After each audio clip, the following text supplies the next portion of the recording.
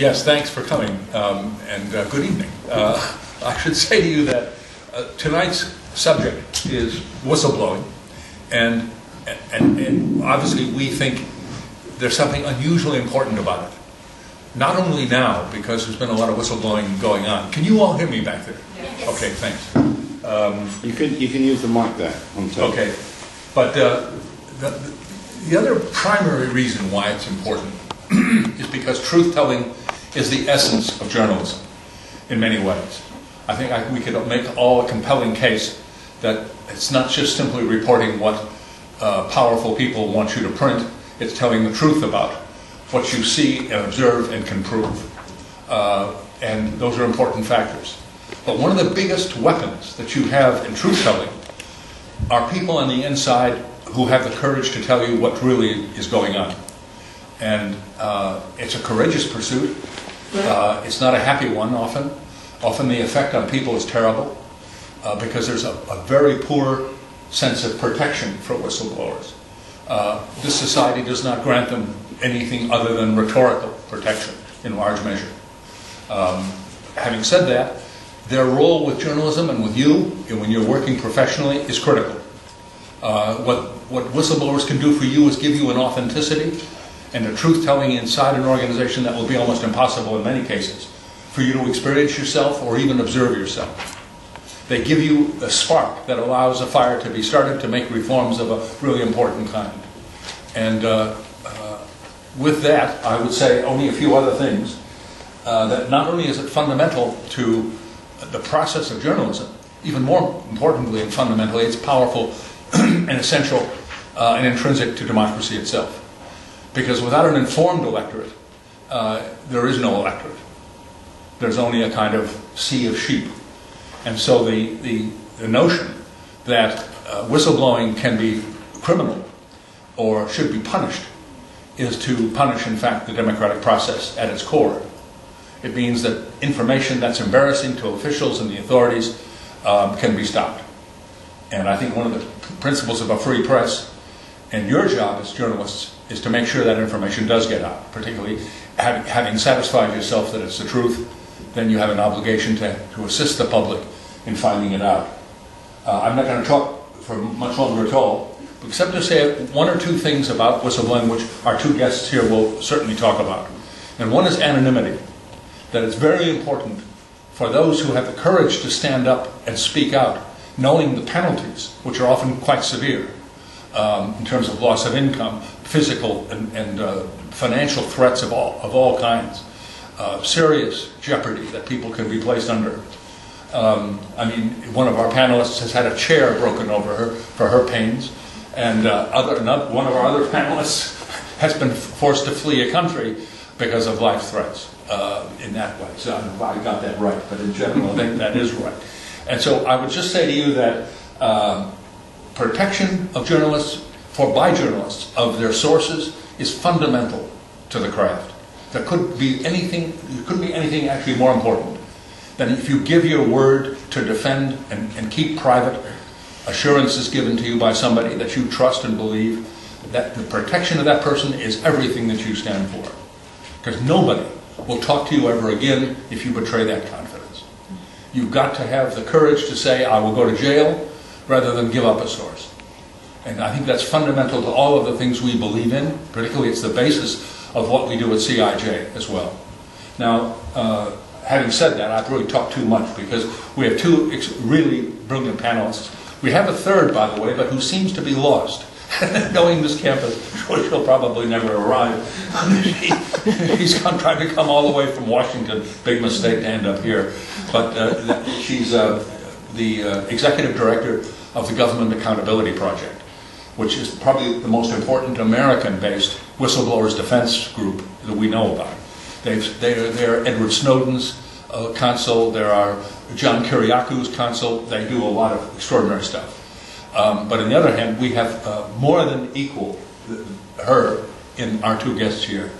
Eileen Chubb, to my right, is the founder of Compassion and Care, which is by far the largest and most vigorous defender of nurses and carers and people in the health service who've been abused. She wrote, and I shouldn't say wrote, but she appeared in a panorama that many of you may have seen about the abuse of the elderly in care homes, which has resulted in an extraordinary burst of publicity about all of that. And she's been active to the tune of how many hundreds? 2,500. 2,500 whistleblowers have come through her and through the organization. The three of us, in fact, are part of another organization called The Whistler. And The Whistler is really an organization of all tendencies to protect whistleblowing in general and to provide support services for whistleblowers, which we can get into. Andrew Feinstein was an MP with the ANC in South Africa. He exposed a vast corruption in the arms trade, for which a book has been written, and for which he is very well known in many circles as a truth teller in this area. His experiences are quite profound in this way. So, in fact, I'll turn it over, if I may, then to Eileen first, and then Andrew. Sorry, you can hear me okay? Yes. Yeah, I'll just tell you a little bit about how I got into this, because I was just walking along minding my own business and leading a normal life like everyone else, and I wouldn't have said boo to a goose. And if I got bad service in a restaurant, I wouldn't have complained. I was quiet and shy, and people laugh when I tell them this, but that was how I used to be. I went to work in a Bupa care home and saw horrific abuse. To cut a long story short and not go into the detail of that, there were 6 of us in all, 7 in all, 6 others.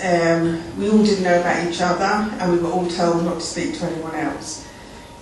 To cut a long story short, we realised that nothing was going to be done, and we went to social services. The police raided the building, people were arrested, and it was all upheld 3 months later. But our lives were made a living hell. Senior Bupa directors were in the home, a man called Des Kelly, who was the head of the care home operation, who went on to advise the government currently on how to protect people in care homes. He was there, and he knew what was happening to us. Our lives were made a misery, we were spat at, our wages weren't paid, we'd turn up for a 7 AM shift, told to come back at midnight. There's 1,000 ways you can make someone's life a living hell, to the point where you just can't face it anymore. I didn't know what a whistleblower was. I never heard of it. I just thought, what's happening to these people is wrong, and I have to do something about it. And it never occurred to me that anyone would defend it. It just never occurred to me. They were burning records and trying to destroy evidence in the building, and we photocopied the paperwork and took it out. So where there was actual evidence, we took it out of the building with us. And it is really cutting a long story short. I realised as a result of that really and truly blowing the whistle, even though it was all upheld, we were up against the might of Bupa. And we were the first ever PEDA case. We spent 2 years in the system, and we were told by the judge in the judgment that we'd not sufficiently considered the consequences to ourselves before we reported the abuse. Even now, I'm speechless. Bupa's response to us was that, how much do you want to be quiet and forget about this? And my response to them was, you can poke it where the sun don't shine, because there's no amount of money that could ever keep us quiet about what's happened to those people, because we got them up every day, we put them to bed every night. They were our friends. They were like our family, because we spent more time with them than we did our family. So to cut a long story short, even though there were 7 of us, 27 witnesses came forward, families, people that had seen the abuse, it was all upheld. But I learned a very hard lesson, that even when you're telling the truth and it's believed and it's officially upheld, it's not enough.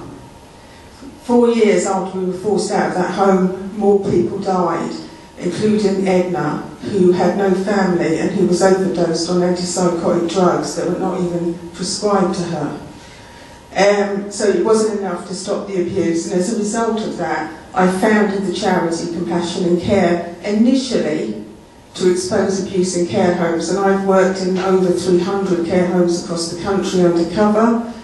I work closely with the media, because the media help me save lives every day where the authorities are not there. If someone is abused in a care home, it's seen as safeguarding. If you're assaulted on the street, it's assault. If it happens in a care home, it's safeguarding. And that means a group of people sit around a table and talk about it and then do nothing. So as a result of that, Compassion in Care, we've worked Private Eye, all the main newspapers, and a lot with the BBC, including the recent BBC Panorama. I suppose with the whistleblowers that have come to us over the years, 1,500 up to the point of Panorama, I've learned that in order to, people want the wrongdoing exposed, and in order to do that, we help them to go to the media, and we act as a support for them. Sometimes as an intermediary, so we're carrying messages to and from until people feel safe enough to speak to the journalist. With the Panorama, where 11 whistleblowers lost their jobs for speaking out, they gave detailed accounts to the CQC of what they'd seen. They gave detailed accounts to Safeguarding of what they'd seen. 11 people who lost their jobs and then came to us and said, this is all going on in this home. Panorama go in there, takes quite a lot of hurdles to jump before you can put an undercover camera in a home and find all of the things that these 11 care workers have reported in the first place. We've come to a point where vulnerable people in this country are not safe, and the authorities are failing those people, and it is the media that I see as the champion of people that have no voice, because they're able to expose the abuse and get action taken on it. Action that would never be taken by the police or Safeguarding or the CQC. One of the big stories that we did, I don't know if you may have heard of this one, where the CQC said they closed 100 bad care homes. And I questioned that, and I obtained the list of 100 homes. This story was broadcast all over the BBC, it was in all of the main papers, and nobody questioned it. In actual fact, they closed 2 homes. The other 98 homes, some of them didn't exist, some of them were council houses, some of them were building sites and had never had a building on them. Some of them were closed voluntarily because the owner had retired, and some of them had changed the type of care they offered and re-registered. Some of them were really bad homes and were allowed to re-register in a slightly different, under a slightly different name. So the kind of work that we do, we rely every day on the media to help us expose the wrongdoing, and it's vital. Of course, as a charity, we're very different to what is the norm, because we're called the campaigning charity, because we try to get the wrongdoing stopped, rather than just sit behind a desk and say, this is dreadful. We film undercover in care homes across the country. I use cameras where we've gone to the authorities haven't done anything, then I go in with undercover cameras. And it's become second nature to me to do that most days, really, because it's just part of what we do. And the fact that we deal with so many whistleblowers, on the other hand, we also deal with relatives. So they're family members who've lost their mother or their father through terrible abuse in a home. They also come to us. So we're seeing the staff who care losing their jobs, but we're also seeing the price that are paid by the loved ones who carry that, you know, what happened to their loved one all through the rest of their life. And, you know, today I got a cheque from someone whose mother was buried last week and who'd gathered money at the funeral for the charity. And, you know, her parent died in the most appalling, avoidable circumstances. So whilst I'm dealing with the whistleblowing, I'm also dealing with the people that suffer the most. What goes on in care homes and hospitals, and also with learning difficulties, because we don't actually turn people away, so we get whistleblowers from all walks. 70% healthcare, 30% other areas. We have financial whistleblowers, we have people from aviation, the military, all walks of life. And our data shows that the same thing, the same pattern happens to people regardless what background. So, you know, you've got someone with a spotless work record, never had any problem. As soon as they blow the whistle, they become the problem, and they try to smear people. Because if people are smeared and, you know, said to be unstable or whatever, no one's going to believe them. And that is a common tactic that's used against whistleblowers. Now, for me, when I was in Izzard's house looking after vulnerable people, and Maria, who was one of the main abusers, her idea of fun was bending people's fingers back because she liked to see them scream. So I'm not talking about maybe slight neglect, I'm talking about torture of vulnerable people. And yet, the only people that got this woman exposed was the media. If we waited for the authorities to act or the police to act, we'd still be waiting now. It was the media that helped us get her away from vulnerable people. Even though social services recommended that she shouldn't work with the vulnerable, she continued to work in other booper homes. They didn't want the whistleblowers, but they were quite happy to employ the abusers. So, you know, when I think back, so, you know, I didn't know anything about the media, and I can remember being terrified at the thought when our case first came out that, oh, you know, people had this impression that journalists were awful people that would, you know, basically just take what they wanted and go. But to me, the media have helped me save lives, and it's so important. I mean, even going back to our own case, if it hadn't been for Private Eye, that woman would still be working in care homes today. She'd still be bending people's fingers back for pleasure. And that's why I have such a high opinion of the media and how important it is. Because as far as I'm concerned, you know, you are the front line when all else fails. You have the power to save lives, and that is so important. And I just can't emphasise that enough.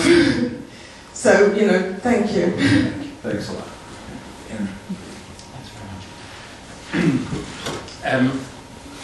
My experience is very different in many ways, and I have enormous respect for Eileen and her colleagues, because they went into jobs thinking that their role was to protect the most vulnerable in society, and found that their colleagues were doing exactly the opposite. And I think to blow the whistle in those circumstances takes an extraordinary degree of personal courage that we shouldn't in any way undervalue. My experience of whistleblowing came in the political domain, where you expect to deal with skullduggery, where you expect to deal with malfeasance and corruption. Whereas when you go into a career like caring, you don't.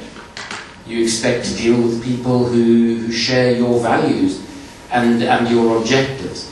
I had joined the ANC in South Africa in my late teens, when it was still a banned organisation fighting apartheid. And at the age of 19, when I was recruited into an ANC cell, I never imagined, first of all, that the ANC would ever be in power in South Africa.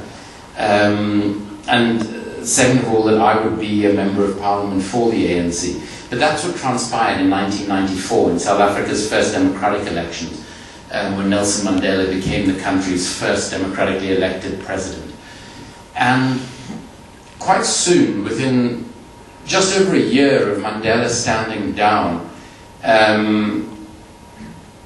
his successor, a guy called Thabo Mbeki, had decided to spend $10 billion on weapons.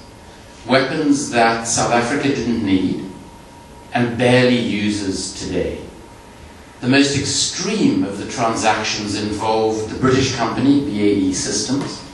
Tony Blair, then the Prime Minister, made 3 visits to South Africa specifically to sell the South African government a jet fighter that the South African Air Force had said publicly it didn't want, that cost 2.5 times more than the jet that they actually needed and wanted. But BAE paid £115 million in bribes on that one contract to senior politicians, senior officials, and to my own political party, the ANC itself. This was at a time when Thabo Mbeki was telling the almost 6 million South Africans living with HIV or AIDS that we did not have the finances to provide them with medication that could keep them alive.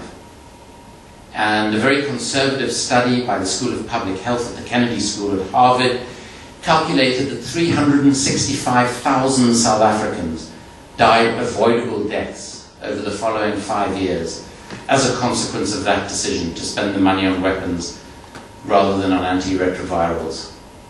56,000 babies were born HIV positive every year, avoidably, because the state supposedly had no money to provide mother-to-child transmission therapy.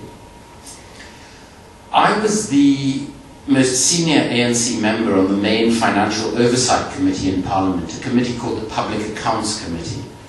And we received a report from the country's Auditor General about this transaction, so $10 billion spent. We now estimate about $300 million in total were paid in bribes on the transactions. And my committee started to investigate the matter, and we actually found evidence of far greater corruption than the Auditor General had uncovered. Many people came to us, themselves whistleblowers, with information and evidence. We then got Parliament, without realizing what it was doing, to pass a resolution to have a multi-agency investigation into this corruption. And when the ANC realized what we'd managed to do, I was called in by a number of people, getting more and more senior in the party, until it was the presidency that called me in, and they basically said to me, you've got a choice. You can have a long and highly successful political career if you stop this investigation. Or you can try and continue the investigation, and in 3 months' time we'll kick you out of Parliament. And in the South African political system, which is a pure proportional representation system, so not the constituency-based first-past the post system that you have here, the leadership can, twice in every parliamentary year, remove whomsoever they want from Parliament and put in the next people on the list.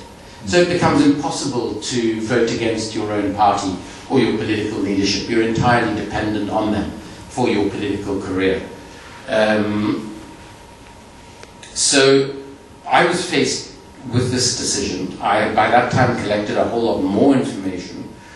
And initially the Speaker of Parliament called me in together with all of my colleagues on this committee and explained to me that she'd called a press conference in my name and had written me a statement that I was going to give to this press conference, basically saying that the committee had got it all wrong, there was nothing wrong with this deal and there was nothing to investigate. And I went and read that statement to the media. The media were quite shocked because I'd been leading this investigation and leading the calls for transparency in this corrupt deal. And straight after the press conference, I left Parliament and I was driving in Cape Town across the mountain to a workshop with other members of the committee. And I heard myself on the radio reading out this statement. And as I was driving, I just realized that I actually couldn't do this, that I could not lie to hide the corruption in my own party. And I arrived at the venue where we were supposed to be having this workshop, and I called another press conference. And I explained that I'd been ordered by my party leaders to say what I'd said, that in fact that wasn't true, and that there was significant evidence of massive corruption in the deal. I resigned from Parliament the night before the ANC was going to throw me out, because I wanted to do it on my terms rather than theirs. And I then moved from South Africa to the UK. I'd been placed under what was called protective surveillance for a number of months, which was itself quite difficult. We just had our first child. My wife is not South African. So we were living in Cape Town. We just had our first child. And we were supposedly being protected by one of the country's intelligence services. And someone from another intelligence service came to us and said they had information that the people supposedly protecting us wanted to do us harm. So we then decided to get rid of all the so-called protection. And a few weeks after I had left Parliament, we left the country and came to live here. And I wrote a book exposing the corruption in that deal. And as I was writing that book, I realized that what I really wanted to do was also talk about not only those who had been corrupted, many of my own colleagues from the ANC. South Africa's current president, Jacob Zuma, faced 783 counts of corruption, fraud and racketeering in relation to that arms deal, which were very controversially dropped 2 weeks before he was elected the country's president. The country's 2 anti-corruption bodies were disbanded because they too wanted to investigate the case. But I was also interested in those who were doing the corrupting. The corporate executives sitting in arms companies in London, in Stockholm, in Berlin, in Paris and in Washington. So I started working on another book called The Shadow World, about the global arms trade and the effect that it has on governance and corruption. So in some ways I channeled my experience that made it very difficult for me. Obviously I wasn't going to get another job in politics, but in fact no one would employ me in South Africa because I had such a very public falling out with the country's president and with the ruling party. But I used the experience of the issue, the corruption in the arms trade, to continue to do work on it and to try and expose it. It's an extremely difficult area to expose because it all takes place behind a veil of national security imposed secrecy. And in fact, a whole lot of criminal conduct takes place behind that veil of secrecy as well. It's estimated that the global trade in arms accounts for almost 40% of all corruption in all global trade. And what is crucial to understand that is that the defense companies like BAE Systems, the military, the governments, political parties, individual politicians and intelligence agencies have a sort of a revolving door amongst themselves that enables this conceit to continue and to make it extremely difficult for people to investigate. Before my book came out about 2.5 years ago, the previous book on the global arms trade had been published in 1979 by a wonderful writer called Anthony Sampson. But when I look at the situation now, the situation for whistleblowers, the situation for people who want to expose these sorts of abuses by those in power, I think if anything, it's getting far worse. I think if one looks obviously at the most high-profile cases of Chelsea Manning and Edward Snowden, their treatment has been abhorrent, to put it mildly. Some people say, well, they should have just gone up the military hierarchy and reported it up the military hierarchy. There was a whistleblower who tried to do that, an American by the name of Thomas Drake. And he has suffered the consequences ever since. This highly skilled, highly qualified man now works in a Genius bar in an Apple store.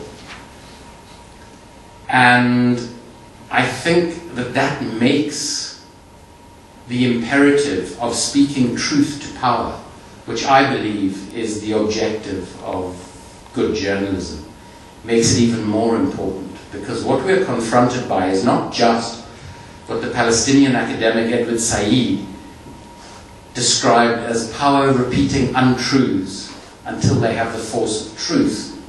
But we also now have power, perhaps in a more aggressive and vindictive way than ever before, closing down any sort of space for whistleblowing, any sort of space for meaningful investigative journalism. I think together with that is the level of surveillance that takes place today in our societies. And Edward Snowden in the film Citizen 4, which if you haven't seen, you should, to get a sense of what it is to blow the whistle,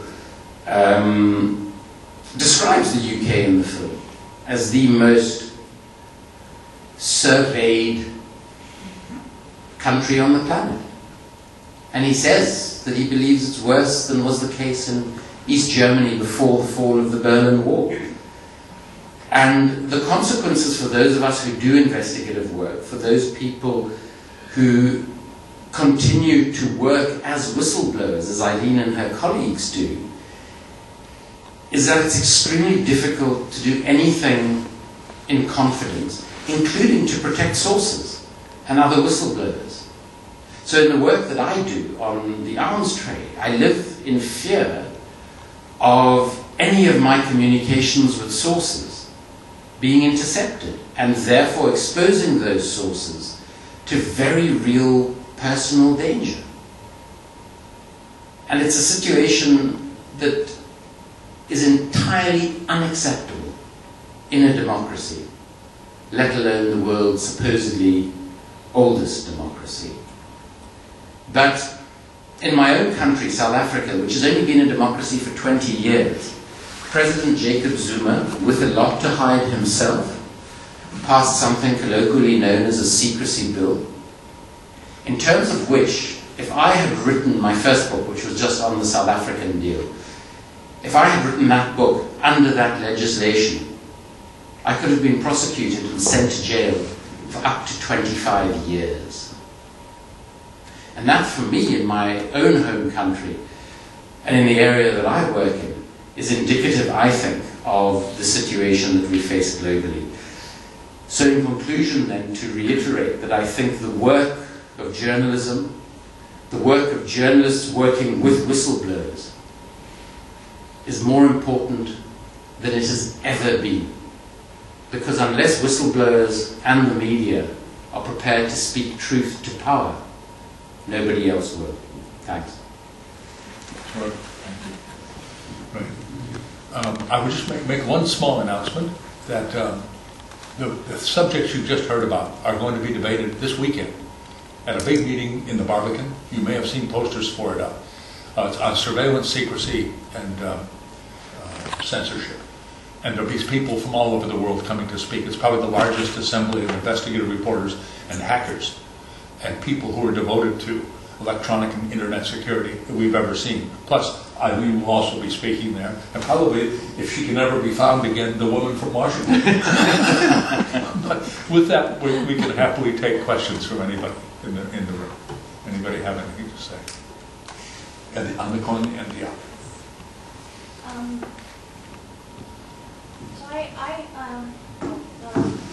The question I have in mind when we're talking about whistleblowers, do you work with whistleblowers abroad who are trying to expose corruption in their own countries, and they would come under pressure?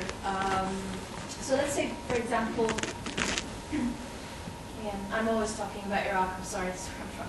And let's say, as an Iraqi in Iraq, I'm extremely intimidated by my own government. I know there's a lot of corruption going on, and I would rather have something be exposed, say, on BBC Arabic or Al Jazeera, in order to embarrass my government to take action or to be questioned.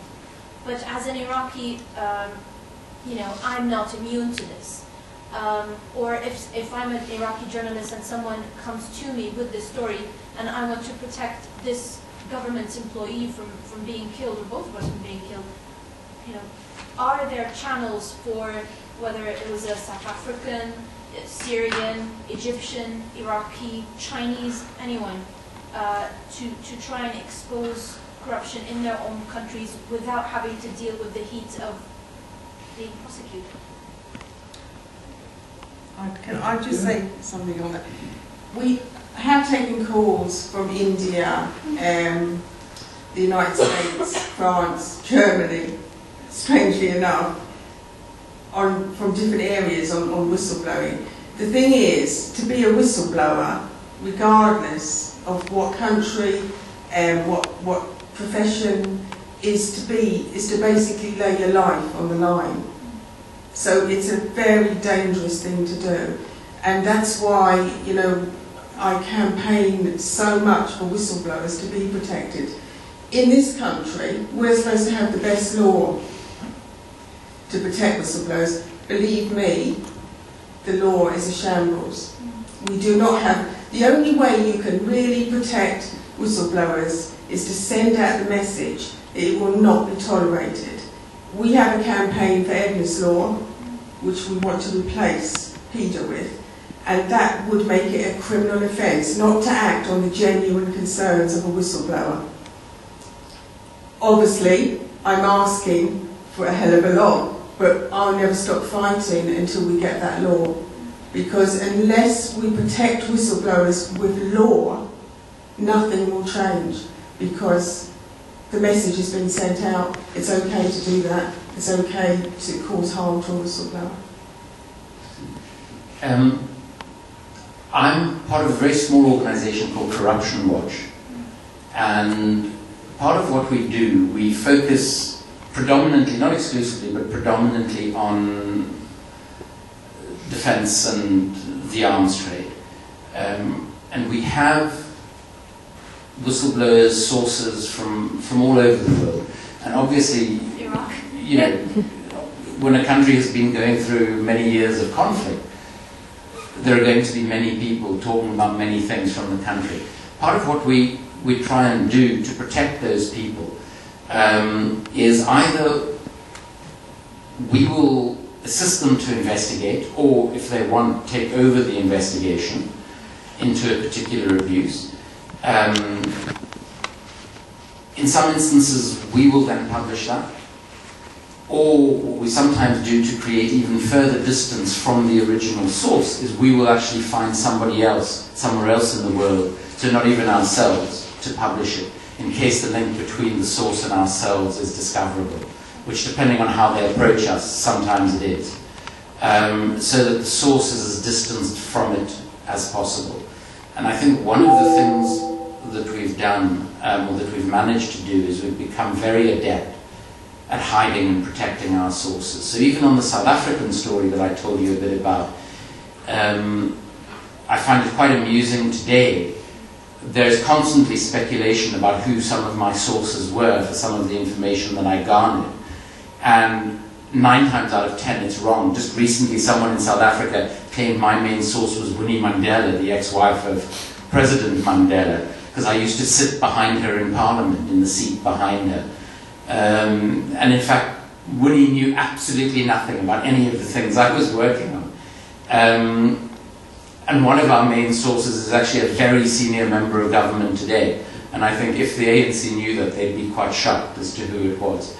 And I think it's extremely important to provide that sort of anonymity where it's possible in the first instance, and also to assist both with investigations, because people often have very limited resources where they're located, but also to ensure that they are protected and to offer them the ability to get their stories published without them having to be linked to that story in any way. So, thank you. Are there resources other than arms deals? So let's say corruption. It can be health, it can be housing, it can be anything. Yeah. Let's say I'm the local journalist in Iraq. I know about corruption, and you know it's a volatile country. People are very disposable, and I want to expose this, but at the same time I don't want to be in harm's way. And it's not necessarily guns. Yeah. How do I, you know? Of course, I could go directly, let's say, to the BBC or Al Jazeera, any big news bureau in my own country. But how is there an organization out there that I would approach for in-depth investigation, and they go to a news agency and it has nothing to do with arms, like in general, for local journalists? There are a number of organizations that do that. You might know of some of them. Sure. We obviously do some of that predominantly on arms, but not exclusively, as I said. Transparency International does a little bit of that, depending on their local chapters, and they vary from country to country. So whereas in one country they will actually do some investigative work, in another country they will do no investigations and won't act as a conduit for sources like that. But depending on the countries, there are definitely mechanisms in many countries. I don't know if you want to say something about that. Yeah, I mean, there are filters you can use to filter through the potential sources of stories, or the outlets, I should say, or the platforms for the stories. I mean, I would only suggest that the Bureau of Investigative Journalism here, for example, does offer that as a kind of service to people. We do, C.I.J. right here on the campus does too. But a lot of that is, to be honest, we don't want to mystify it. It's through people we know, people we know and trust. And there are a lot of people out there we know about who handle stories, but we don't necessarily trust them. People have to have an absolutely perfect record of protecting sources before we would engage with you or anybody else to tell a story. Because your protection is the most important thing of all, as I said when we first started. So it becomes a critical issue. But you can find stuff, we can all talk afterwards, and you can always approach us here on the campus to do that. Anybody else? Okay. Yeah. When you were an MP in South Africa, did you say it was after Mandela? Are you aware of any corruption involving Mandela? Everybody always asks me this.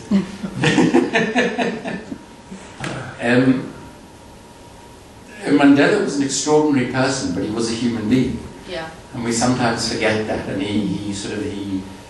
there was a sort of a myth, or there were many myths around him. But he had weaknesses. And one of his primary weaknesses was that he would never speak ill of anybody who gave money to the ANC. And he would take money from some incredibly dodgy places. I have never seen evidence of personal corruption. There was a claim during our investigation of the arms deal that the Mandela Children's Fund had received just under or just over $1 million from one of the bidding companies for the arms contracts. When we investigated that, we discovered that an executive director of the foundation, who had been dismissed for financial impropriety, had effectively taken this money from a defense company and put it in his back pocket. So it hadn't gone to the foundation. But I have not seen any evidence of Mandela, or in fact Mbeki, his successor, being personally corrupt. But both of them were prepared to engage in what I believe is corrupt activity to benefit the political party. Because when we came to power in '94, we had received most of our money from Scandinavian countries and from the Soviet Union and Soviet bloc countries. And obviously in the early 90s, those sources of money dried up. And even the Scandinavians, once we became a political party, stopped providing the ANC with money. And so we garnered resources from all sorts of places, including, unfortunately, the defense companies. I discovered in my investigations that when I was re-elected to Parliament in 1999, the vast majority of the money for that campaign came from the winning bidders on the arms contract. But that was money that went into the political party rather than into individual hands. So you wouldn't say it kind of discredits what Mandela achieved in apartheid or anything? I mean, I think what Mandela primarily achieved was obviously his crucial role in bringing about the end of apartheid. Yeah. And I don't think it in any way discredits that. Mm-hmm. I think he said, in only serving a 5-year term, what he did more than anything was create a culture and environment of reconciliation between race groups who had largely been fighting for 350 odd years.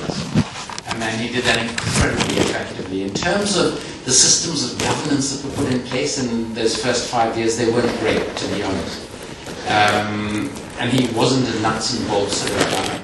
So Mbeki, his successor, who was deputy president while Mandela was president, really worked on those sorts of issues.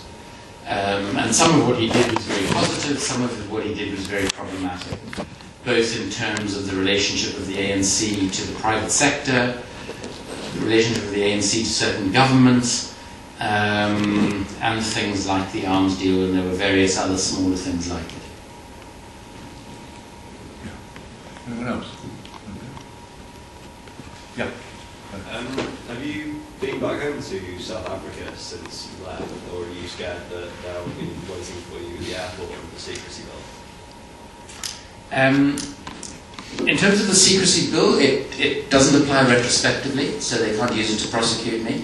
And I normally am in South Africa 4 or 5 times a year because I'm very engaged in politics there through an AIDS organisation that I'm involved in, but also through the work that I do on corruption related to the arms deal and other things.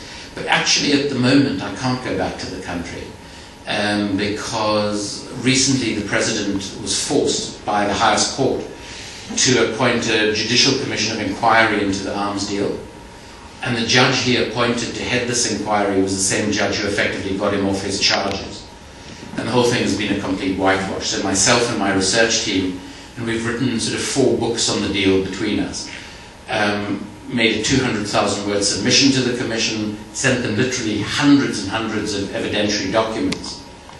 And the Commission took the decision that the only people who could speak to the Commission about corruption in the deal were those who had personal knowledge of the corruption and were therefore personally involved in it, who, as you can imagine, are all just gagging to spill the beans before the Commission. And so we've withdrawn our participation and cooperation with the Commission. And the day after I announced that in Johannesburg, the Commission reissued subpoenas for me to appear before them. And I've stated that I won't. And so they're using a piece of apartheid legislation to try and prosecute me. But they can only enact the prosecution if I'm in the country. So until this Commission has finished its work, I can't return to the country. But I think what is more important is how people who have blown the whistle, like Eileen and her colleagues, in the situation that they're in, and they continue not just to live in the same localities, but to try and work on the same area. And I'd be very interested to know how you deal with that. I'll just say, on our website, Compassion and Care, we have a section called Breaking the Silence, which is evidence from 1,500 whistleblowers that's been submitted to all government inquiries on whistleblowing. That document is a damning indictment of this country. We're supposed to lead the world in protection of whistleblowers. Believe me, it's a total sham. These are the words of whistleblowers that are coming to us, and that's without the 900 or 1,000 nearly from since Panorama. People can't get another job because they spoke out. They don't want to employ people, regardless of what background. When we came out of the care home, we applied for nearly 1,000 jobs. And they'd say, yes, what's your name and address, and I'll send you a form. Oh, are you one of them Bupa people? The job has just gone. That's legal. That's legal here. And the fact is that, if you blow the whistle, you're risking not only your life, but your whole livelihood, your whole future. Now, one of the most recent things yesterday is a young family. She blew the whistle. She's got no presents for her children this Christmas. She's got no food. She's having to go to a food bank. Not because she's fallen on hard times, but because she dared to speak out. And that's happening on a huge scale in this country. If you blow the whistle, you are blacklisted. And it's a legal form of blacklisting. People don't, you might as well say you're a paedophile as to say you're a whistleblower. As soon as you say it, people's faces change in an interview. They do not want people who are willing to take a stand on wrongdoing, whatever that wrongdoing is. And that's something that's happening here on a grand scale. And I think I do what I do because my eyes have been opened, and it's very hard to close them once your eyes have been opened to something. And because I started working with whistleblowers, I started seeing what the problems were, and I had to do something about it. At the end of the day, there was no one there for us. So I tried to be there for other people. And we do get calls from all areas, and we also get calls from abroad. So, I try to help people, and also the big thing is giving emotional support and to give back up and to explain to people. We have very little legal input, but there's very little law we're there to work with.